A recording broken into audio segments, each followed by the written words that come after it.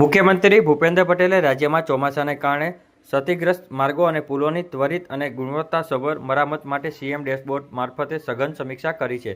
તેમણે અધિકારીઓને નાગરિકોને રજૂઆતોને તાત્કાલિક નિવારણ માટે કામગીરીમાં કચાશ ના રહે તે માટે ખાસ સૂચના આપી છે. સાથે જ ગુજ માર્ગ એપ સહિત વિવિધ મિકેનિઝમ માધ્યમથી મળેલી ફરિયાદોનું તાત્કાલિક નિરાકરણ કરવા માટે પણ સૂચના આપી છે.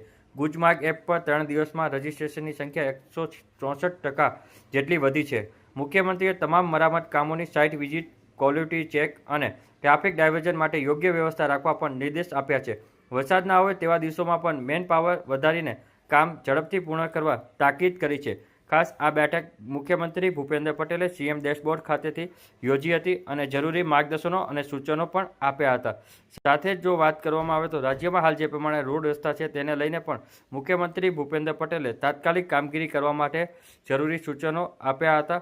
આ સમીક્ષા દરમિયાન રાજ્યના મુખ્ય સચિવ પંકજ જોશી, મુખ્યમંત્રીના અધિક મુખ્ય સચિવ એમ.કે. દાસ, સલાહકાર એસ.એસ. રાઠોડ, શહેરી વિકાસના અગ્ર સચિવ એમ. થેનાસન, મુખ્યમંત્રીના અધિક અગ્ર સચિવ અવંતિકા સિંહ, સચિવ વિક્રાંત પાંડે, માર્ગ મકાન સચિવ પટેલિયા સહિતના સંબંધિત અધિકારીઓ ગાંધીનગર તથા જિલ્લા વહીવટીતંત્ર, નગરો, મહાનગરોના સ્થાનિક સત્તા તંત્રના વાહકો વિડીયો કોન્ફરન્સની સમીક્ષામાં જોડાયા હતા અને પોતાના વિસ્તારની કામગીરી વિગતો પૂરી પાડી હતી. આ બેઠક જે છે 15 જુલાઈના રોજ યોજાઈ હતી.